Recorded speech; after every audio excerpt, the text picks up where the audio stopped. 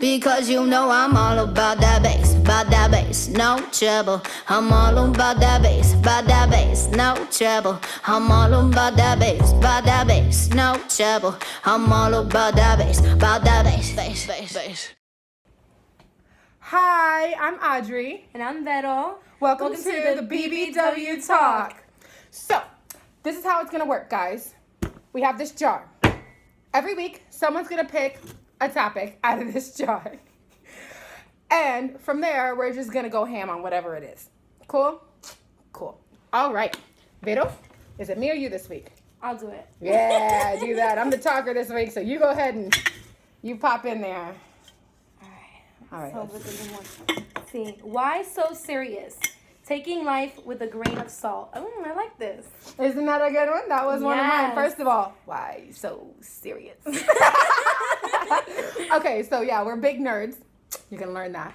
The Dark Knight Joker. If you don't know, it's a Batman reference. If you're not sure, if you haven't been present in this last, I don't know, century. So okay. Okay. So taking life with a grain of salt. Now, for those of you who don't know, that's a very southern saying. Take it with a grain of salt, which basically means it's like whatever. It's like whatever. Like don't let it bother you. Take it with a grain of salt. It's about as big as that anyway, so you might as well let it go. So, Vero, what do you think about the people who just won't let things go and don't want to take it with a grain of salt and they're just so serious all the time? What's happening with that? So, salt is a preservative. That's what we're going first, the preservative. In the Bible, honestly, it does talk about being a salt and light, and it talks about being a salt because salt preserves. But if you're going to preserve something, I would hope you preserve something that's worth preserving. So the word of God or friendship or things that actually matter, but holding on to things that shouldn't matter or things that you've dwelt on too long actually take away from you. And so it's a hindrance. Yeah. So that whole saying by itself is just amazing because what it's saying is to preserve what you need to preserve and let go of the things that you don't need. Yeah. And salt is awesome. When your Girl, food, it helps. If you can't tell, we like salt, okay? But we do love salt. too much of it could destroy the taste of the flavor of the food. Absolutely. So you gotta, balance it out. Yeah. I'm totally with you there. And I agree that we should, you have to preserve the relationships that are important. You have to, sometimes push off the ones that are just kind of ruining the flavor of the things you got going in your life. Because they happen, okay? Too much salt can make you go blind. Yes. All right? Too much salt will kill you. So, we all know this. We're ethnic over here. We know too much is a bad thing, if you can't tell by the voluptuousness. But anyway, so, before we go any further, I want to say this. We are Christian women. But, that being said, nothing that we says applies only to Christians. Nothing that we're telling you at all is going to discriminate against who you are, against what you believe, what you feel. This is for everyone. Mm-hmm. We love everyone. We're treating everyone with dignity. Every person that's out there deserves dignity, and we will treat you that way, and we will address you that way. So if we mention the Bible, please don't get upset or offended. If we mention God and you don't believe in it, please don't get upset or offended. It's like salt. Take what you need. It's just like salt. Take what you need and then throw the stuff away that you don't feel that you need. That's your business. That's your prerogative. But we're here just to provide a little insight from our point of view, from women who have kind of been there, done that, and had to deal with some serious crazy in our day. So, all right. Here's the thing that I have to say about the serious thing. I feel like the generation that we're in, because we are both millennials, somehow in the beginning of the millennial era, but we're still classified as millennials, and I got nothing against whoever's generation is out there, but I feel like our generation takes things too seriously. Everything, every little thing is something to be mad about. Don't get me wrong. I'm an ethnic woman. I have seen some things. I have been discriminated against because of my age or my weight or my race or my skin color or my hair color and everything else, and I know you have too. And catfish. Sorry, she recently had a moment where she was discriminated against, so we call him the catfish guy. But anyway, shout out to the catfish guy. So, That being said, there are times when it's ridiculous. For example, my son is little. He's very, very small. He decided, because his birthday's near Halloween, that he wanted to be dressed as Maui. And usually, you know, we celebrate harvest rather than actual Halloween. But I feel like if it's a character that's not harmful or, you know, dangerous or disgusting or creepy for a little, you know, that's a little kid, I can't take that away from him right now. It's not right to subject him to being like, well, you can be in the world, but you know, you can't have anything to do with anything that makes life fun. Yeah. It's not right. So he wanted to be Maui. My daughter wanted to be Moana, their favorite movie. Okay. I go online to look for the costume for Maui and Moana. Now, I found Moana everywhere. Little bathing suits, little, you know, hula skirts and all this stuff. When I looked for Maui, I was like, oh, it'd be really cool to have the muscles. That'd be really awesome. In my day, Hercules, the movie, came out, the cartoon, and he had the muscles. And, of course, it was like white skin because it was based on a Greek guy who, white skin. People lost their minds. The internet blew up. It just exploded. Everything ended. Why? Because they made the costume and they're like, you can't wear someone's skin. People went nuts. They lost their minds. This was the last Halloween. People went nuts. And I thought, are you people serious? Have we gotten to this point where we get so offended by every little thing that we can't just go, haha, I remember when they did that for this. I remember there are so many politically correct people trying to be like, oh, I can't believe you would do that. Meanwhile, those are probably the same people that their parents put into that Hercules suit. Yeah. You know, I have some Native American background. My parents dressed me up as Pocahontas one year. I don't find that wrong. I felt awesome at the time. My son doesn't know the difference. He wouldn't find it offensive. And so we had to buy him pajamas that had like the tattoos and still had the skin color on it. So it wasn't any different from wearing the skin. I just felt like we took it so seriously. This generation took it so seriously instead of just laughing it off and being like, well, that looks funny. Maybe I will, maybe I won't get that for my kid. It's just ridiculous. It's too far these days. Yeah, we've gone way too far. I feel like if you get offended by everything, you really can't enjoy life. It goes back to that little saying again where you just have to like take it with a grain of salt because at the end of the day, if you're getting that offended, you should be asking yourself why. Why are you letting this get to you to that point? Yes. It's a costume. It's a costume. And you know for what? A little kid. I don't see anyone getting mad because, you know, they dress up like, you know, different things. I mean, superheroes and all of that, yeah. Jokers, everything. They dress up as what they want Girl, to. I can dress up my daughter as a pony. Nobody will get upset that I'm dressing my human child as an animal, but they will get so mad.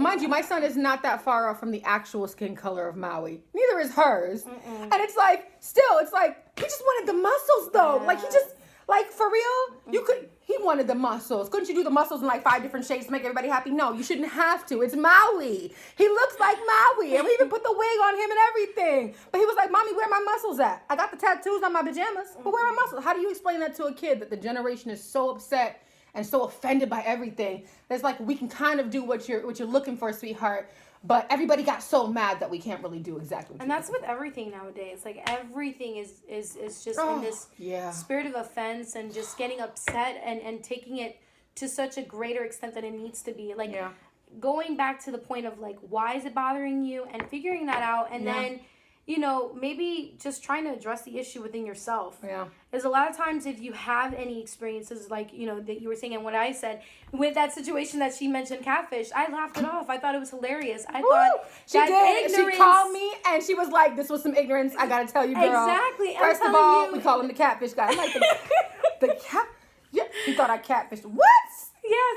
Well, he was offended that I was Puerto Rican and not white. And I'm telling you, shout out to you, catfish guy. I'm telling you that I could sit here and get upset about it, or I could sit here and laugh about it, and I think it's just hilarious because at the end of the day, it just shows how limited his mindset was. But not only that, it actually made me kind of sad. And I even told him, like, you are like missing the opportunity to meet so many amazing people because your frame work in your mind is only limited to the type of people that you want to meet and encounter. And that's sad. And it's because of his own bias and experience. But, like, you cannot let your experiences override new experiences. Like, if that was your past and you had those experiences, okay, they're valid. You're valid to feel that way. But then you got to work through it. Yeah. And you know, the Bible says to submit those things unto the Lord. Exactly. So any offenses, anything that you've been through that you felt hurt, any type of rejection, give that to God and let him work that out of your heart. And then go back to, you know, that person, or go back to that place where you felt that hurt, and then let it go and bring forgiveness and healing. Yeah. You don't need to stay stuck there. You don't need to stay in offense. Yeah. It's not fair to yourself. You're robbing yourself of great flavor. You're robbing yourself of an amazing future. So if you stay there in that place, and not just with a person, just every person, excuse me, every person that you encounter in your life will have an impact on you. And to go back and reiterate something, even if you don't believe in God, even if you don't have a higher power, you still need to do some soul searching and figure out why you're so upset, why you're so offended, why it bothers you so much. Because there's still an underlying reason. There's still something in there, right? Like there's got to be, you're not just upset about something. I can tell you right now, as a child, right, I was bullied. Now, I'm very protective with my kids. I go to a restaurant, a woman says, you know, she's looking at my kids and she's giving them dirty looks. Immediately, I got offended.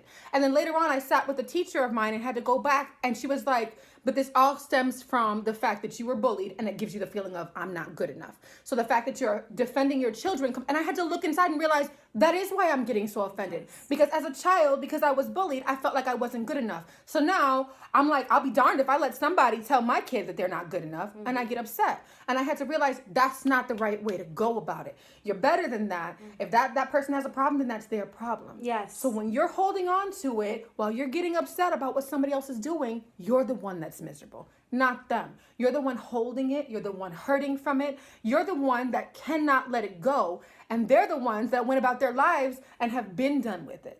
They're done. And you're the one missing out. And you're the one missing out. Not getting to enjoy life, not getting to move forward, not getting to have new experiences because you're stuck on the old experience. And Absolutely. you need to reframe everything that happens and look at the situation in another perspective.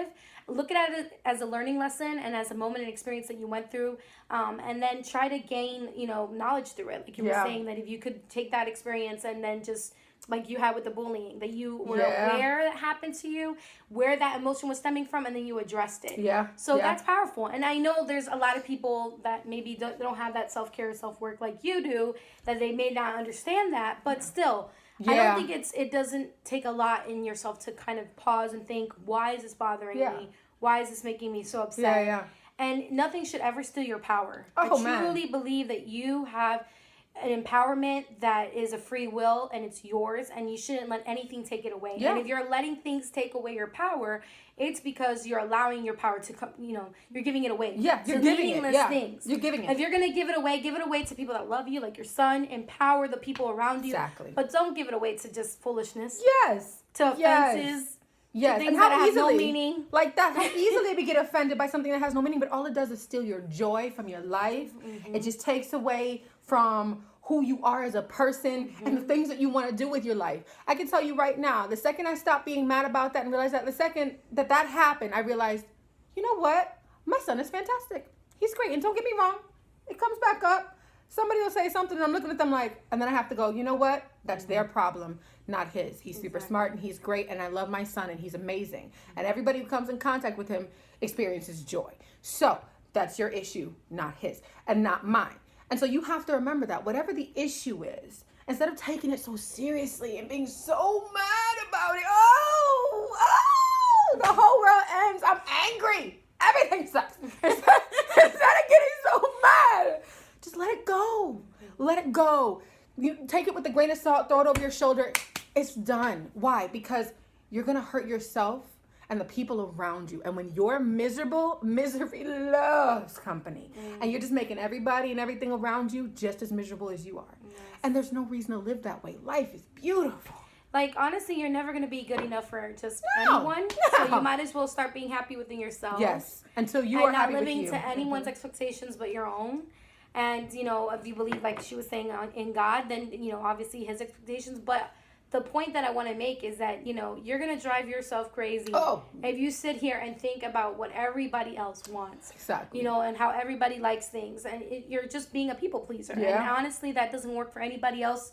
It works for everybody else, but not for you, basically. Yeah. And you're going to wear yourself to exhaustion. Yeah. So just in that point, just be happy with yourself and find that empowerment, find that, self-care, find that way to love yourself, and just allow the people that do matter in your life and have value, which hopefully is not everybody, there's only a few people.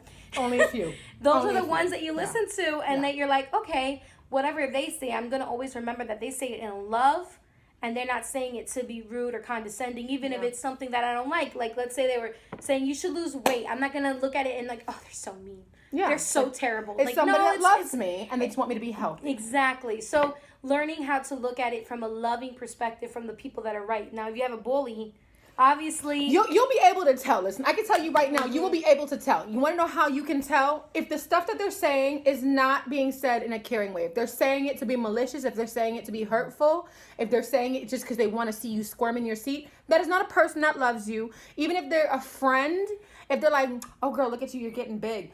That's not a friend. That's somebody that's looking for your downfall. But somebody who loves you, whether it's a parent, whether it's a cousin or a sister or brother or a friend or a best friend, there's somebody who loves you, and they'll tell you, listen, I love you. I'm worried about you. I need you to get healthier because I don't want to lose you. Yes. That's somebody who's there's your a friend. way. There's a way. Yeah, there's a way. And that's about weight loss, but it's about everything too. It's about everything. If someone says, listen, I noticed that you're getting upset a lot about things, and I'm really worried about you, and I just love you. I'm just telling you this because I love you and I'm worried about you. That's someone that loves you. If someone goes, I can't with this person. She's horrible, or you're awful. You're always angry. That's not somebody that loves you. That's somebody that's trying to point out your flaws because they're trying to avoid their own. Or what was it? It was you extra. I can't deal with you. Listen, that person that's saying that is probably extra. Yes. Okay. They don't want to face their own criticisms, but you also have to learn as a healthy person to face criticism of yourself, and you have to give yourself criticism. You cannot get to a place where you can go, you know what, life is great, life is wonderful, unless you can look at yourself and go, you know what, this is my fault, this is my flaw, this is my downfall, and I've noticed these things in myself, and I want to take action on trying to make it better. And accountability. I gotta be accountable for myself. These are my actions, and the things that I'm doing are either hurting those around me or hurting me and leaving everybody else pushed away to an island. And until you address those things, you're not going to be happy. Not with a person, not with a place, not with your life, and not with yourself. Yes. Yes. So why so serious? Why so serious?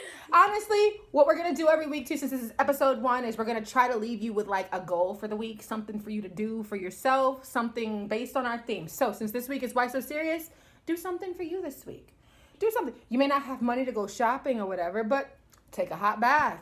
Not nice. I mean, you find time during the week and take like an hour-long bubble bath, like just something for you, or you find a new book, read a good book, find a new movie that you've been wanting to watch, something that really makes you feel good or makes you happy or makes you laugh. The whole point is find something funny, find something joyful. I can tell you right now, I'm gonna go ahead and we're not sponsored by anybody, but I'm gonna put Dry Bar Comedy. Hilarious. It's comedy. If you don't like cursing, it doesn't have cursing. If you do like cursing, there's plenty of other comedy, but there's still Dry Bar Comedy, which I'm going to go ahead and put a link to down here. So, Dry Bar Comedy is hilarious. Go watch something funny. Make yourself laugh. Yes. Find some joy this week. And then you know what? After you do that, why don't you go look up at the sky and go, it's nice out. Or, it's hot, but the sky sure does look pretty. Find something good about the world around you. Yes. Because when you start looking at the beautiful things around you, you can start finding joy in little places, and you don't have to be so serious anymore. Bye. Bye.